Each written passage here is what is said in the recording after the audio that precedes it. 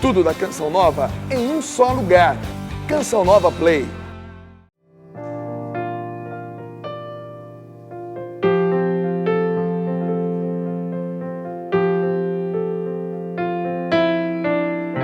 Ando devagar, porque já tive pressa em leve este sorriso, porque já chorei demais. Hoje me sinto mais forte, mais feliz, quem sabe só levo a certeza de que muito pouco eu sei e nada sei. Conhecer as manhas e as manhãs, o sabor das massas e das maçãs. É preciso amor para poder pulsar, é preciso paz para poder sorrir, é preciso chuva para florir. Penso que cumprir a vida seja simplesmente compreender a marcha, ir tocando em frente. Como um velho boiadeiro levando a boiada, eu vou tocando os dias. Pela longa estrada eu vou, estrada eu sou. Conhecer as manhas e as manhãs, o sabor das massas e das maçãs. É preciso amor para poder pulsar, é preciso paz para poder sorrir, é preciso chuva para florir. Todo mundo ama um dia, todo mundo chora um dia, a gente chega e no outro vai embora. Cada um de nós compõe a sua história e cada ser em si carrega o dom de ser capaz e ser feliz. Conhecer as manhas e as manhãs, o sabor das massas e das maçãs. É preciso amor para poder pulsar, é preciso paz para poder sorrir, é preciso chuva para florir. Ando devagar, porque já tive pressa e leve esse sorriso, porque já chorei demais. Cada um de nós compõe a sua história e cada ser em si carrega o dom de ser capaz e ser feliz. Muito boa noite, é com muita alegria que nós começamos o nosso programa Direção Espiritual. Hoje gravando aqui em Brasília, com toda a equipe da Canção Nova de Brasília, a quem eu agradeço pelo carinho, por me receber, e também a Andréia, que nos recebe aqui na sua casa, nos oferecendo esse espaço como um cenário natural, é uma residência mesmo, para que a gente não ficasse sem o programa. Cada um de nós carrega o dom de ser capaz e ser feliz. E um pouquinho antes, numa estrofe que vem antes deste último refrão, nós dizemos que num dia a gente chega e no outro a gente vai embora. Uma metáfora interessante da duração da vida. Sim, o poeta, neste caso aqui, Renato Teixeira e Almir Sater, falam de maneira muito simples e ao mesmo tempo nos proporcionando uma poética interessantíssima, colocando a vida justamente quase que como num susto, porque é mesmo. E eu acredito que ultimamente nós estejamos todos ainda mais assustados na não percepção do tempo, né? Nós estamos vivendo de uma maneira que parece que a gente não percebe o tempo passar.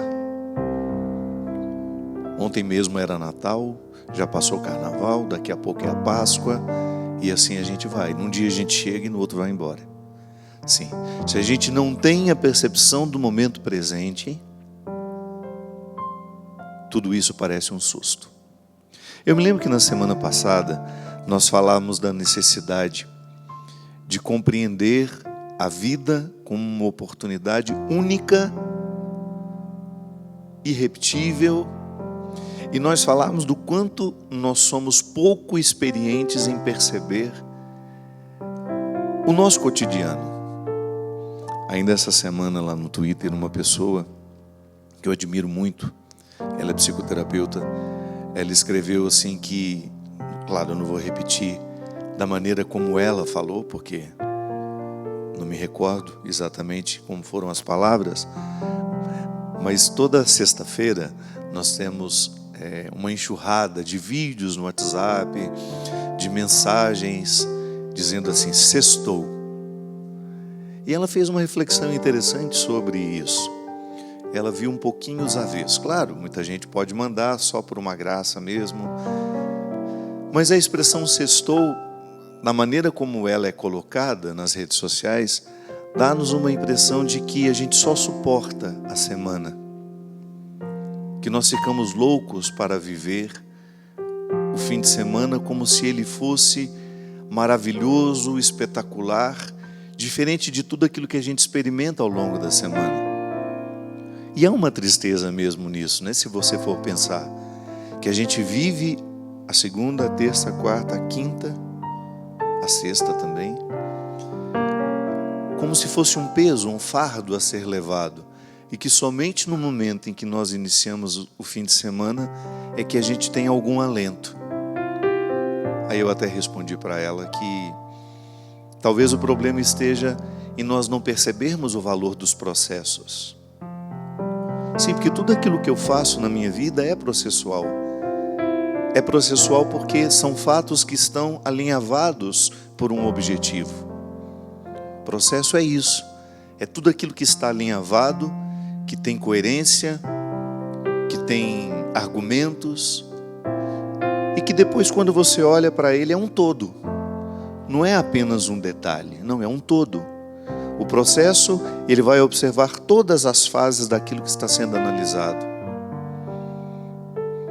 E na nossa vida, minha gente, se nós não tivermos a sabedoria necessária, nós vamos viver a vida sempre esquecendo de que ela é processual, querendo apenas o resultado das coisas.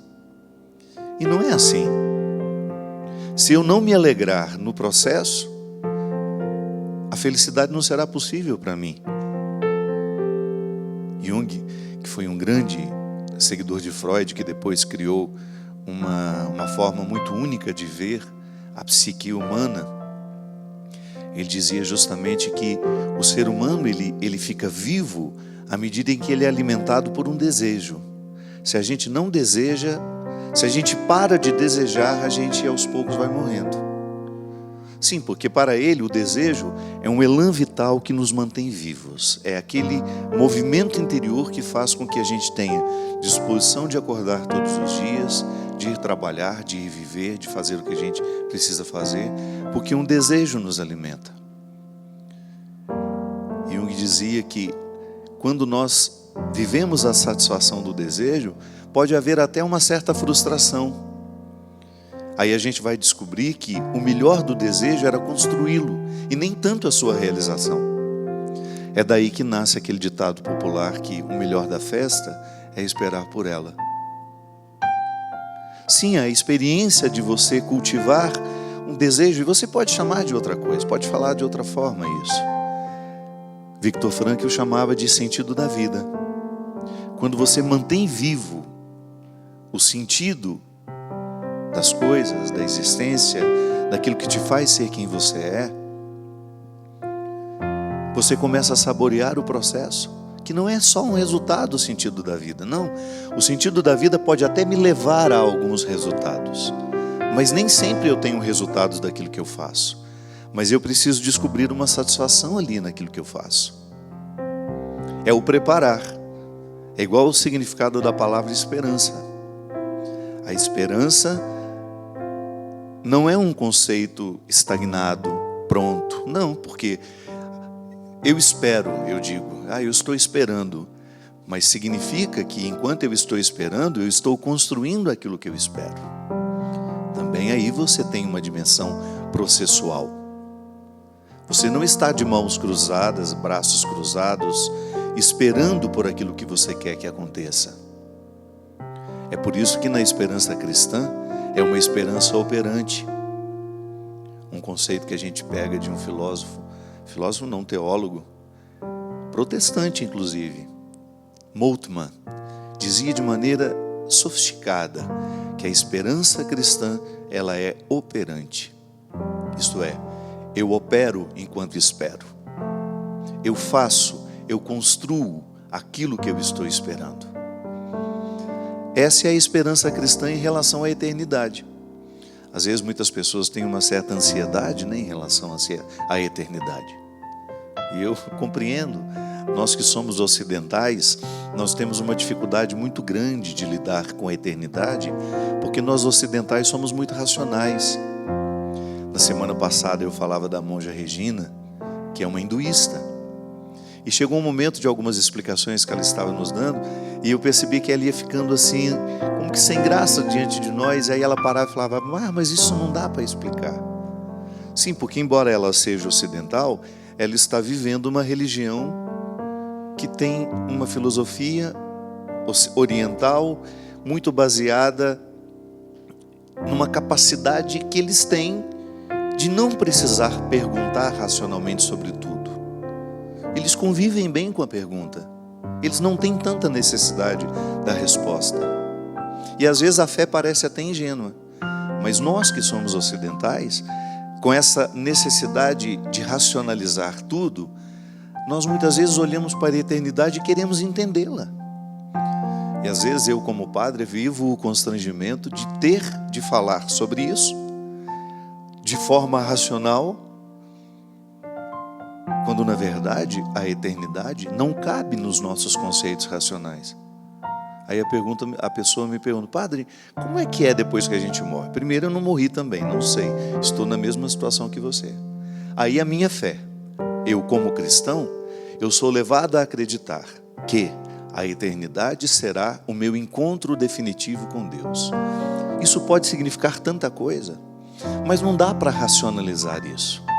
Porque se eu tentar racionalizar, há pessoas que têm necessidade de imaginar o céu igual uma cidade, com ruas, com casas, onde moram os melhores, onde moram os piores. Há pessoas que têm necessidade imensa de pensar o céu como se fosse um lugar igual aqui. Sim, se eu estou falando de eternidade, naturalmente eu preciso esquecer o tempo e o espaço, que são categorias humanas, terrenas. O tempo, esse que a gente olha no relógio. O espaço, essa localização, onde fica essa casa, onde fica a outra casa, onde está essa cidade. Você pega um mapa e você identifica as cidades, os países, os estados. Bem, se eu quiser compreender a eternidade a partir dos conceitos racionais e daquilo que racionalmente eu posso falar, eu vou ficar com uma visão muito mesquinha da eternidade. É por isso que Moltmann dizia que o conceito de esperança é a forma mais justa e honesta que nós temos de pensar a eternidade. A partir dele, eu espero, mas o que eu espero? Não sei. Será uma surpresa. Mas enquanto eu espero, eu preparo, porque a esperança é operante. Tá, mas como é que eu preparo? Vivendo bem. É vivendo bem que nós preparamos a eternidade. Pare de ficar com essa ansiedade, de ficar querendo saber como será depois da morte. Ocupe-se da vida, é a única maneira que você tem de preparar a morte. É a maneira mais justa, mais honesta que você tem de olhar para a sua eternidade, para aquilo que lhe espera, é vivendo bem o momento presente. Por isso que nós não podemos compreender uma religião que nos faz ter desprezo pelo tempo e pelo espaço. Durante muito tempo, vigoraram algumas espiritualidades que ensinavam as pessoas a ter desprezo pelo mundo. Não faz sentido, minha gente. O mundo a que Jesus se referia, vós estáis no mundo, mas não sois do mundo, essa expressão de Jesus para os seus apóstolos não era para que eles desprezassem as coisas do mundo, não, era para que eles soubessem que este mundo é passageiro, essa casa é passageira, este piano é passageiro, este material que nós estamos usando para fazer esse programa chegar até você é passageiro, essa televisão que você está tendo aí diante de você, por onde nós entramos, por onde nós passamos, é passageira. O dinheiro é passageiro, o sucesso é passageiro. Aí Jesus está ensinando que há uma maneira interessante de lidar com o tempo e com o espaço. Tá bom, eu tenho, mas eu não vou me apegar àquilo que tenho, porque tudo isso passa. É igual o apego às pessoas. Eu sei que é muito difícil a gente perder alguém, mas o nosso excesso de sofrimento na perda está justamente em não aprendizado. Nós não aprendemos que as pessoas também serão passageiras na nossa vida. A gente pode até saber, mas a gente não aprendeu. É igual a música. A lição nós sabemos de cor, só nos resta aprender. Sim, tem muita coisa que nós sabemos de cor, mas ainda não aprendemos. Pode ser que se a gente tivesse sido educados desde pequenos a compreender a morte como um processo natural na nossa vida, nós teríamos menos dificuldade no momento em que ela acontecesse ao nosso lado. Mas às vezes a falta de espiritualidade, a falta de vida interior, nos faz a gente ficar apegados demais à matéria e às pessoas. Pois é, são as nossas dificuldades porque somos ocidentais. Somos apegados demais ao tempo, ao espaço e queremos compreender a eternidade a partir do limite que nós temos. Eu, como professor de escatologia, eu tinha que falar tudo aquilo que a igreja diz sobre céu, inferno, purgatório. Mas eu tinha um desafio a mais, que não era apenas deixar os meus alunos reproduzirem o que a igreja ensina sobre isso. Porque às vezes a catequese, ela pode ser mais uma vez um reforço deste excesso de materialidade. Então, a pregação, ela chega até mim falando do céu, falando da eternidade, e ela pode me sugerir novamente um reforço de que é material. O céu é material, o céu é localizado, o céu está no tempo e no espaço. Não. Então o meu desafio como professor era que nós soubéssemos falar a linguagem sem ficarmos presos a ela. A eternidade é muito mais uma esperança do que um conceito fechado. Tá bom, eu espero. Mas o que eu espero? Não sei. Mas eu vivo bem para esperar. E aliás, a melhor maneira de preparar a eternidade é vivendo bem. Não há outro jeito. Se eu estou atento aos processos que me cercam, a minha vida profissional, a minha vida afetiva, e aí você pode desdobrar-se naquilo que você faz, em tudo aquilo que você tem, nas suas demandas do dia a dia. Se você se propõe a viver bem tudo aquilo que você faz, e o que é viver bem, minha gente? É você ser correto, você ser justo, você ter da compreensão de que não faz sentido você ser um instrumental de injustiça no mundo. Como nós tivemos na semana passada, aquele massacre de 2 rapazes, um de 17 anos, o outro de 25. Pensar que esses 2 rapazes escolheram terminar as suas vidas destruindo outras vidas. Isso aconteceu da noite para o dia? Não. Porque isso vai aos poucos sendo semeado dentro de nós. Nós desconhecemos a história pessoal deles, por isso nem cabe julgamento. Você pode até ficar indignado, você pode pensar, meu Deus, como uma pessoa é capaz de fazer isso? Sim, pode ser que você também fosse capaz de fazer a mesma coisa se você tivesse passado pelos mesmos caminhos que eles passaram. Não estou justificando ninguém, estou apenas alertando para a necessidade que nós precisamos ter de perceber as coisas com mais amplitude. Comece, por exemplo, a permitir o ódio morar dentro de você.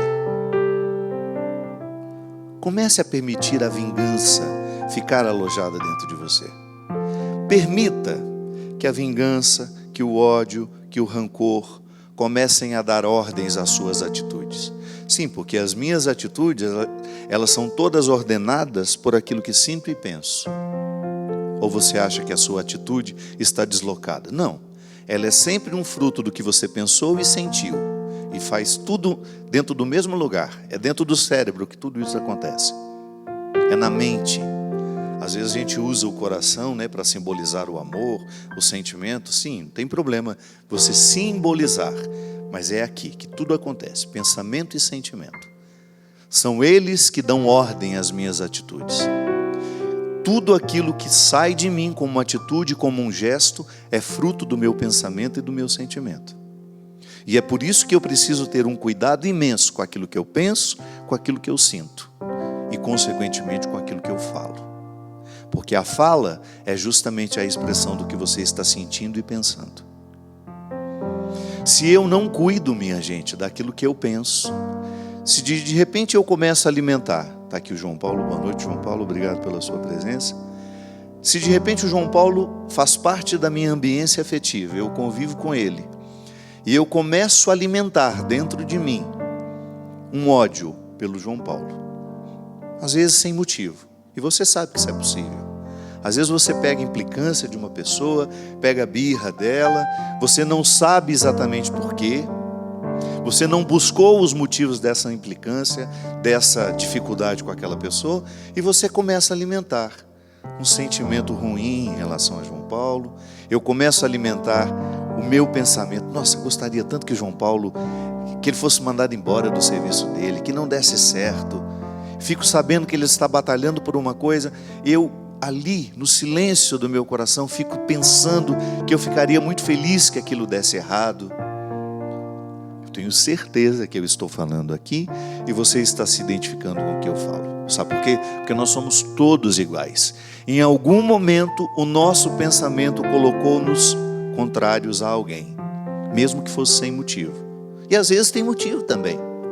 O que eu estou dizendo é que se você alimenta o que você pensa em relação àquela pessoa, e se você está alimentando um pensamento que é nocivo, que é ruim, que prejudica, que é injusto, aí naturalmente aquele pensamento se desdobra num sentimento de aversão, ou às vezes é até o contrário. Começa com o sentimento de aversão e depois você começa a pensar coisas ruins sobre ele.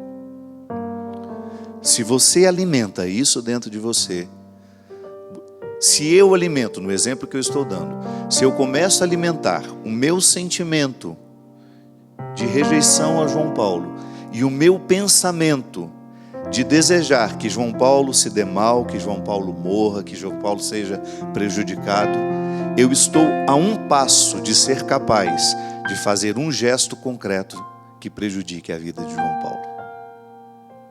Será, padre? Sim. Muitos monstros nos habitam, minha gente. Por isso que eu digo para você, a gente olha para essas pessoas que são capazes de matar, que são capazes de assassinar outras pessoas, e a gente se acha tão diferente delas. Começa a alimentar o ódio dentro do seu coração para você ver. Comece a alimentar a vingança, e de repente você está achando normal pegar uma arma e acabar com a vida daquela pessoa. Comece a alimentar os sentimentos que são diabólicos para você ver. Um prazo, sei lá de quanto tempo, 2, 3, 4, 5 meses, às vezes um ano, você será capaz sim de tirar a vida daquela pessoa. Por quê? Porque o diabo se alojou no seu pensamento e no seu sentimento. E é por isso que a palavra, às vezes ela é tão enganosa. Às vezes uma pessoa fala uma coisa para você, uma palavra que expressa bondade, mas a palavra já está a serviço, ela já é ardilosa, ela já tenta lhe enganar, porque ela já está a serviço de um pensamento maldoso e de um sentimento maldoso. Eu sempre digo isso: dá tréguas aos seus sentimentos e aos seus pensamentos, e o diabo faz parte da sua vida, começa a fazer parte da sua vida. Aquela história de possessão demoníaca, eu nunca vi aquilo que aparece nos filmes, nunca vi. Agora eu vejo o diabo alojado na mente de muitas pessoas, o tempo todo, que estão articulando maldade, não têm o mínimo de responsabilidade com os outros. são desonestas, são injustas, ali sim o diabólico está tendo espaço para agir no mundo, através daquela pessoa. Então vamos só recapitular. A minha atitude é um fruto do que eu penso e do que eu sinto. Se eu estou alimentando pensamentos ruins, injustos, aí você pensa tudo aquilo que é ruim. Mentira, infidelidade, maldade. Se o meu pensamento está nutrindo isso dentro de mim, ele está então julgando sentimentos também ruins, que vai me colocar numa oposição, que vão me colocar numa oposição em relação às outras pessoas. E sem perceber eu me torno um instrumento do mal. Volto a dizer, estou falando aqui e você está pensando, claro, é bom assim. O programa só tem sentido se ele nos faz pensar. Eu tenho certeza que você já identificou isso em você, ou então naquela pessoa maldosa lá do seu trabalho, que está sempre articulando contra outras pessoas, ou aquela pessoa que se tornou uma habitação da desonestidade. Ela é capaz de qualquer coisa para manter os seus interesses. Ela é capaz de passar por cima do outro. Ela é capaz de causar um prejuízo e nem fica preocupado. Dá o calote aqui, dá um calote ali. Engana um aqui, engana um outro ali. Isso é possessão demoníaca. Porque nós não nascemos para isso. Mas em algum momento da vida, seja lá no nosso processo formativo, na primeira infância, quando nós somos tão frágeis, quando nós não somos capazes de refletir sobre os nossos pensamentos e sobre os nossos sentimentos, porque a gente ainda não sabe nem o que é certo, o que é errado, se não existe alguém ali para nos ajudar a purificar o que nós estamos sentindo e pensando, com frases muito práticas: meu filho, isso não pode, porque a criança, minha gente, ela não esconde o que ela pensa e o que ela sente. Tanto é que em muitos momentos, quantas vezes uma criança de 3, 4 anos fala: eu vou matar você. Grita isso para a mãe, porque está sendo contrariada. A gente pode pensar: mas isso é tão inocente, é coisa de uma criança. Sim, se não há uma correção ali naquele momento, carinhosa, amorosa, meu filho, nunca mais diga isso, porque é muito feio matar alguém. Para que ela possa começar a entender, para que aquela linguagem não crie dentro dela uma disposição ao pensamento futuro e ao sentimento futuro, que quando alguém me contrariar, é justo eu poder matá-la. Eu posso matar. Se a gente não tem uma pessoa nos orientando, minha gente, seja pai, seja mãe, seja avó, avô, tio, irmão, vizinho, se nós não tivermos na fase em que nós não temos este filtro do certo e do errado, se nós não temos alguém para nos ajudar a entender o que a gente sente, o que a gente pensa, nós nos tornamos futuros assassinos. Nós seremos, em potencial, aqueles que invadiram a escola e exterminou todo mundo. Quando é que começou aquele crime? Naquele dia, num dia anterior? A justiça já chegou à conclusão de que foi um crime premeditado. Sim, mas uma semana antes, 2 meses antes, não. Aquilo ali começou na infância daqueles meninos, quando o essencial foi negado a eles. O essencial, quando nos é negado, minha gente, deixa um buraco imenso. Uma criança não nasce para ser bandido. Ela não nasceu para dar errado. Agora, o que nós fazemos com ela contribui justamente para que aquela índole, às vezes maldosa que ela tem, cresça. Porque quem pode dizer que nós também não temos essas índoles dentro de nós? Temos. Descuide de você para você ver o monstro que você se torna. Eu sempre digo isso. Nós que somos religiosos, nós que vivemos uma experiência de Deus, porque publicamente dizemos isso aos outros. Não estou dizendo que aquele que não diz não viva. Estou dizendo eu, no meu caso. Você já imaginou que contraditório seria se nos meus bastidores eu fosse uma pessoa maldosa? Se eu não tivesse capacidade de reconhecer os meus erros? Se eu prejudicasse João Paulo conscientemente, mesmo sendo padre? Isso acontece muito. Uma casca religiosa para esconder maldades vergonhosas. Como os padres que foram acusados de pedofilia, abuso sexual de pessoas que vão buscar, ou outras lideranças religiosas, padres, pastores, leigos, que exercem uma autoridade religiosa sobre alguém e abusam, ultrapassam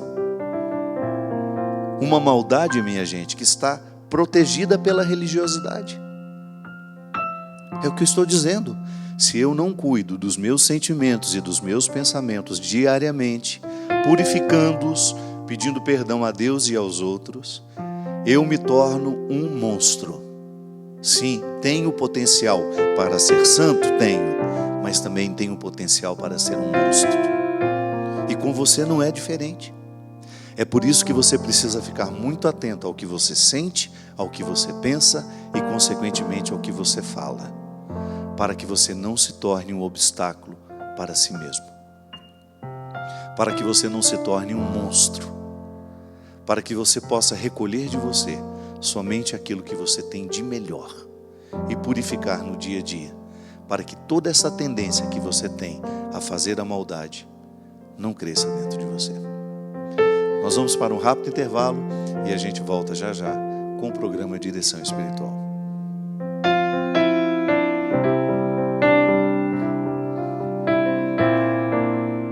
Estamos de volta com o programa Direção Espiritual. Muito obrigado pela sua companhia e mais uma vez obrigado à equipe de Brasília que com tanto carinho nos recebe. Obrigado a Andréia, toda a família que nos empresta hoje essa casa. Obrigado, João Paulo. Muito obrigado pela sua presença, meu querido. Mais uma vez, né? Segunda vez comigo, né? Nós fizemos aqui um programa de Natal. Foi ano passado? Não. Retrasado. No ano retrasado. Quero lembrar que nós estamos nos preparando para uma grande peregrinação para a Terra Santa. Grande não é por causa dos dias, que nós não vamos ficar um mês lá, viu? Não vamos ficar só 12 dias. Grande no significado, porque ir à Terra Santa na época de Pentecostes e viver o Pentecostes em Jerusalém é sem dúvida um acontecimento grandioso. Nós vamos começar no dia 8 de junho, voltando ao Brasil no dia 16. Você é o nosso convidado. Passaremos pelos principais lugares santos. Teremos uma experiência de peregrinar. Como eu sempre gosto de lembrar, a minha amiga Fabiana da Obra de Maria fala com muita sabedoria. Com ela eu aprendi essa expressão, que o peregrino anda por fora, né? Nós vamos aos lugares santos, mas os lugares santos também precisam andar dentro de nós. Então a peregrinação ela só acontece quando nós somos capazes de peregrinar por dentro e por fora. Permitir que Deus faça nessa experiência dessa viagem uma visita muito especial no nosso coração. Para mim é sempre um tempo especial, um tempo de crescimento pela oportunidade que eu tenho de conviver com tantas pessoas, de ser padre com tanto despojamento, com tanta simplicidade. É uma regra que a gente coloca no início, é justamente não me veja como um padre famoso, porque isso só vai prejudicar, né? Porque às vezes as pessoas, quando têm muita vontade de me conhecer, ficam ansiosas, e eu fico feliz com esse carinho, mas isso prejudica a peregrinação. Então me olhe como mais um ali, como aquele que está responsável, como aquele que vai conviver o tempo todo como diretor espiritual, mas também como um amigo que peregrina. Então ligue, consulte as condições dessa viagem para ver se elas cabem no seu bolso. Divida essa alegria em 24 vezes sem acréscimo, porque vale a pena. Nós precisamos colocar, a gente precisa ter coragem de colocar alegria na nossa vida. Às vezes a gente fica guardando dinheiro, guardando, claro, a gente não pode ser irresponsável, mas às vezes nós temos o sonho de fazer tantas coisas e a gente não faz, a gente vai adiando, e depois quando a gente percebe o tempo já passou e a gente deixou o dinheiro para os outros, para fazer confusão na vida dos outros, né? Então é bom a gente ter a consciência de que nós merecemos retirar os sonhos da gaveta e realizá-los. E a gente nessa sexta-feira, dia 22, hoje é quarta, né? Próxima sexta, dia 22, eu estarei no Shopping Leblon, no Rio de Janeiro, lançando o livro Por Onde For o Teu Passo, que lá esteja o teu coração. Será a partir das 17 horas na Livraria Travessa. E temos também a agenda. Na outra semana nós já estaremos nos Estados Unidos. Nós temos o show O Sagrado dos Dias no dia 29 de março em Danbury. No dia 30 de março nós estaremos em Newark. E depois no dia 31 em Boxboard. É isso mesmo, Mônica? É assim que fala esse nome? Mônica está conversando, não está nem prestando atenção no programa. Boxboard, assim. Entra no nosso site, é melhor, viu? Porque o meu inglês está muito macarrônico. Entra no nosso site www.fabiodemelo.com.br. Você que mora nos Estados Unidos, escolha uma das cidades que você sabe que pode ser viável aí, que seja mais próximo da sua região, e esteja conosco. Lá você tem todas as informações, os telefones de contatos para informações mais precisas, os horários dos shows e os locais também. Será uma grande alegria ter você presente com a gente. Temos aqui várias pessoas que nos escreveram. Achei interessante essa daqui. Boa noite, Padre Fábio. Quando eu tive o meu filho, logo em seguida tive uma depressão pós-parto. E naquele momento a minha irmã ajudou muito na criação do meu filho. Mas depois de um tempo, com a graça de Deus, eu me recuperei, fiquei ótima. E eu fui percebendo que a minha irmã tinha se apoderado do meu filho. Aí comecei a me impor diante da situação, mas com muito cuidado, porque a minha irmã não pode ter filhos.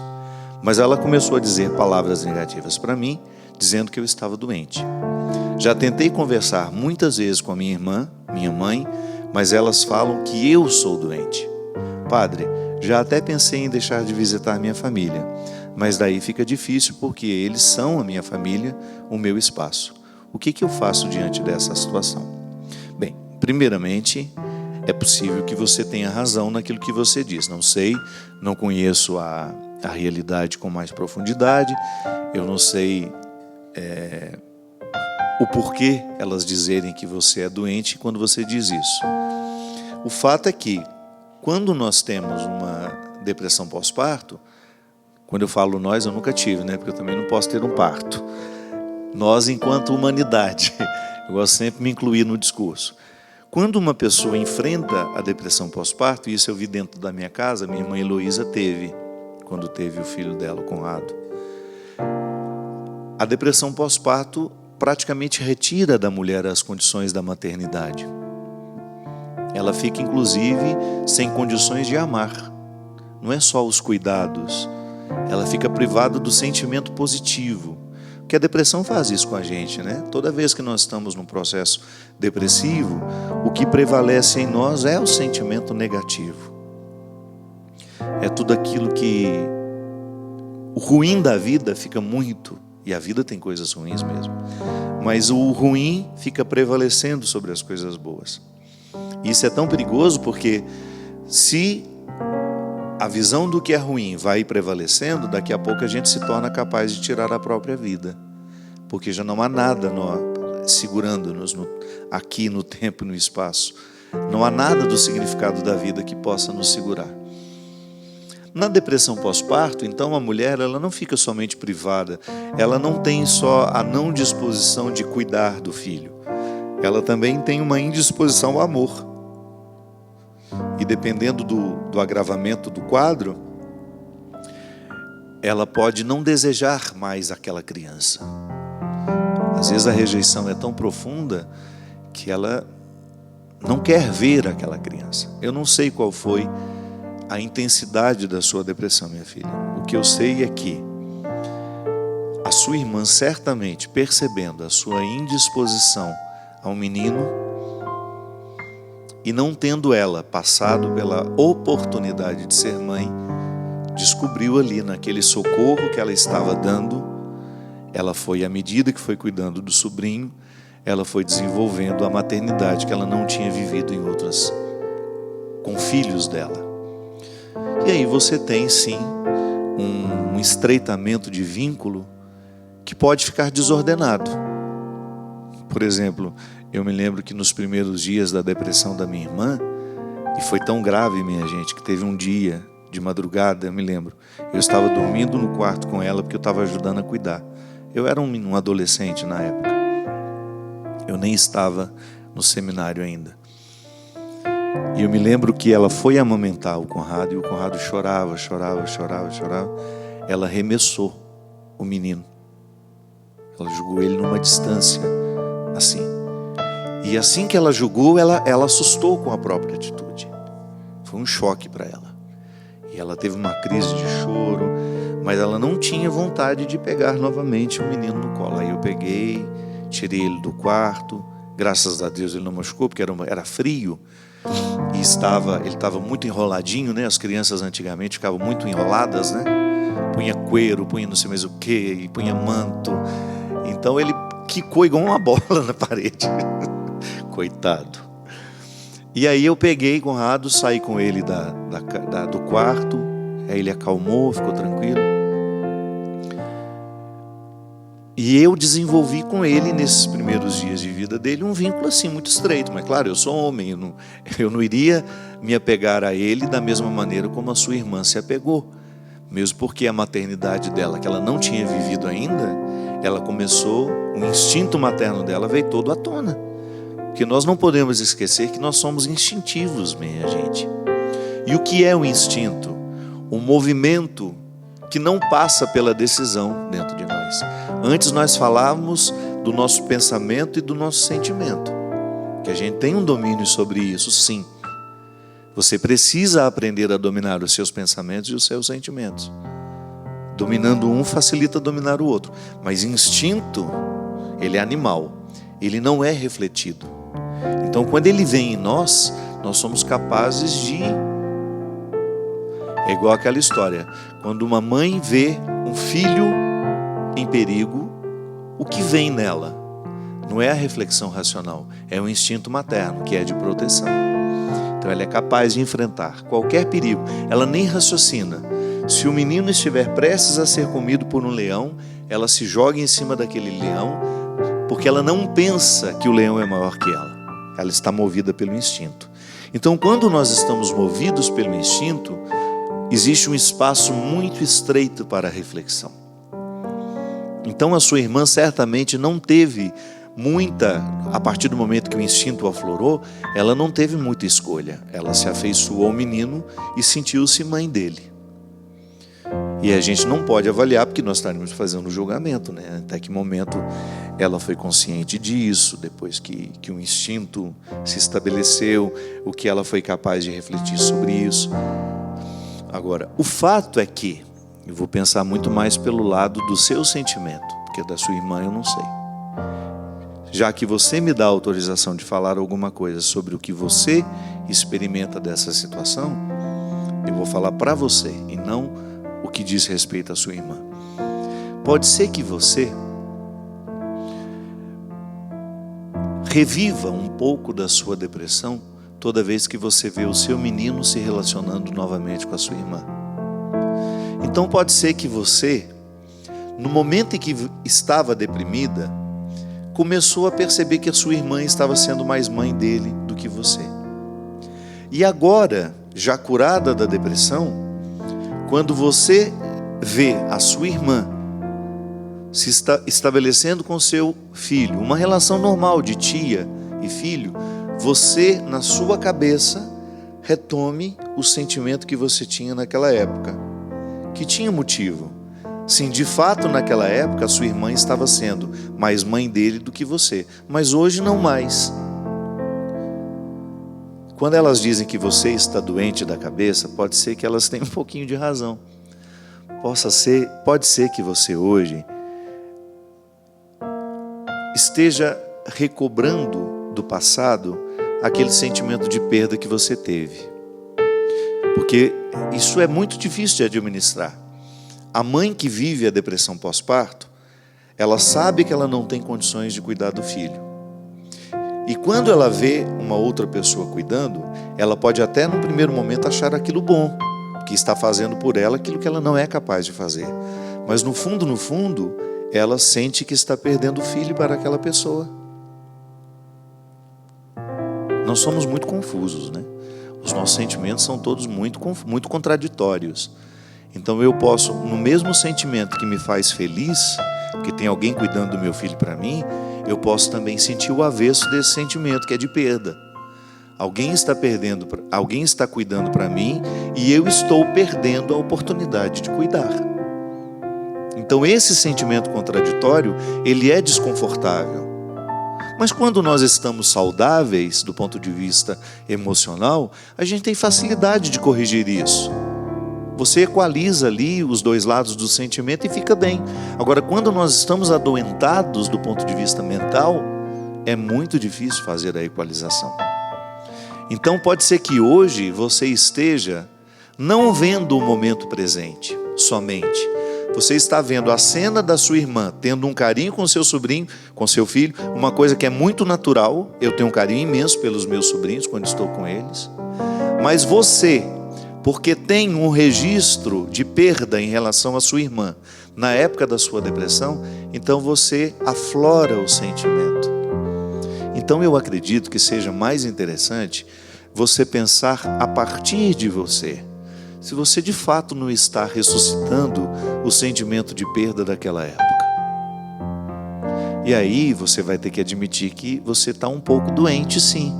Que a sua mãe, que a sua irmã, ao dizerem que você está doente em pensar isso, não é nenhum problema você entender que porque a sua irmã teve uma ligação mais estreita com seu filho, ele também continue tendo uma relação estreita com ela. Mas não é porque ele te nega como mãe. Não. É porque ele foi muito cuidado por ela, então o sentimento é positivo. Então não fique interpretando como negativo um vínculo de amor que o seu filho tem. Vou te dar um exemplo. A minha mãe é uma mulher que sempre soube me amar, muito do jeito certo. Eu nunca me lembro assim da minha mãe ter demonstrado ciúmes. E olha que eu sempre fui um menino que, graças a Deus, sempre fui muito amado na vizinhança. Como eu sempre gostei de pessoas mais idosas, de estar com elas, de conversar com elas, eu tinha muitas vovós ali naquela região da minha casa que gostavam muito de mim. Nunca vi minha mãe sentir-se enciumada porque eu estava recebendo amor de outros. Hoje a mesma coisa.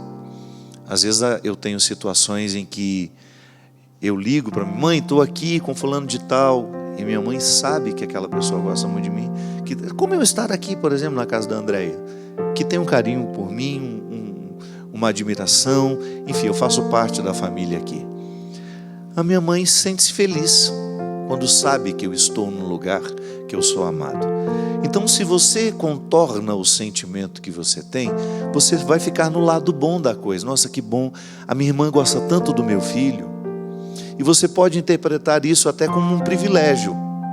Se você precisar fazer uma viagem mais longa, com quem que você vai deixar seu menino? Certamente vai ser com a sua irmã, que você sabe que cuida dele como se fosse mãe dele. Então retire o aspecto negativo do sentimento e você vai ficar somente com aquilo que é bom. E você se garanta como mãe, pelo amor de Deus. Às vezes a gente tem um sentimento de perda quando a gente esquece da competência que a gente tem naquilo que a gente faz. Você é a mãe dele. Então, se você faz bem o seu papel de mãe, não há por que ficar insegura. Seu filho nunca vai esquecer de que você é a mãe dele, por mais que ele goste da tia. E o fato de existir entre o amor estreito entre os dois não vai modificar a sua relação com ele. Sabe, minha gente, às vezes nós temos algumas inseguranças que a gente precisa aprender a administrar. Às vezes a gente sofre sem motivo, sem razão. A gente exagera no aspecto negativo daquilo que a gente enxerga. Não faz sentido. Posso levantar aqui, minha gente? Não faz sentido a gente ficar preso aos aspectos negativos do que a gente viu, do que a gente enxergou.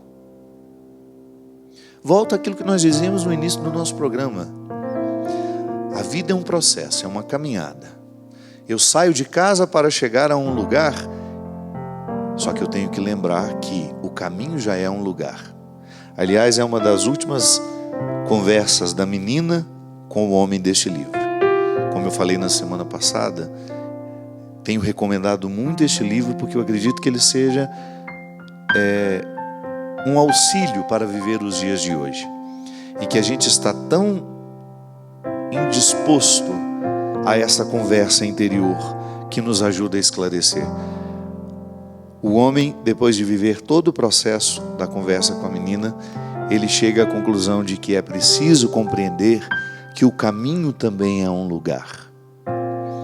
Não faz sentido eu planejar a minha vida para chegar àquele lugar e só acreditar que a felicidade só vai acontecer quando eu conquistar aquele lugar. Não.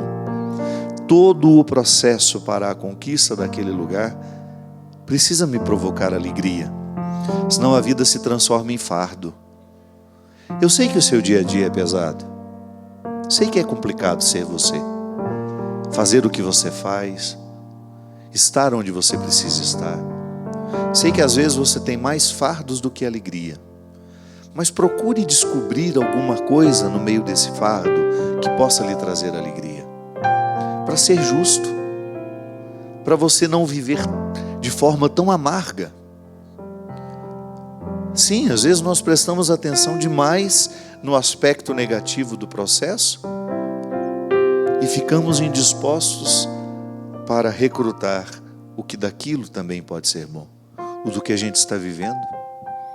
Tantas coisas hoje estão chamando por nós, tantas oportunidades, tantos caminhos à nossa espera, inclusive aqui dentro, né? Caminhos que você precisa andar dentro de você. Alegre-se com os processos também, e não só com os resultados. Nem sempre nós vamos ter resultado. E volto a Jung, que também dizia, é Lacan que dizia isso. Lacan dizia que é o desejo que nos move. Tá bom, então eu vou identificar que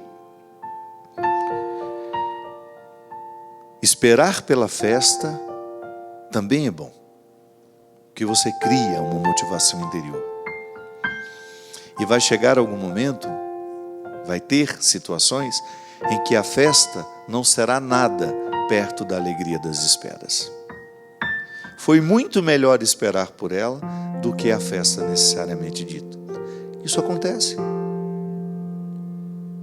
Às vezes aquilo que eu esperei me deixou muito mais feliz do que aquilo que foi a realização do que eu esperei.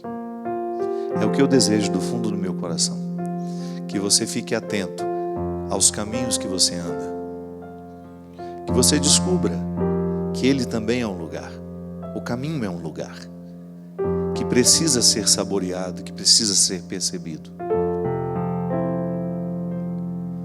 Tenho 2 horas de ônibus até o meu trabalho. Leva um livro. Você vai ter a oportunidade de ler muito mais do que aquele que não tem as 2 horas de ônibus. Em vez de ficar preso no celular o tempo todo, leve um livro. Dá para ler um livro por semana, quem tem 2 horas de ônibus todos os dias. Descubra o hábito da leitura. Ande pelos caminhos que o livro lhe proporciona. Faça alguma coisa ser positiva naquela rotina que às vezes é pesada. E que Deus nos abençoe neste propósito. Que os nossos caminhos sejam transformados em lugares. E que as esperanças nos motivem cada vez mais a construir, no tempo que nós temos, a realidade eterna que nós um dia queremos desfrutar. Derrame sobre nós a bênção e a proteção do céu, o Deus Todo-Poderoso, Pai, Filho e Espírito Santo. Amém. Até a semana que vem, se Deus quiser. Todo mundo ama um dia, todo mundo chora um dia a gente chega e no outro vai embora. Cada um de nós compõe a sua história e cada ser em si carrega o dom de ser capaz e ser feliz,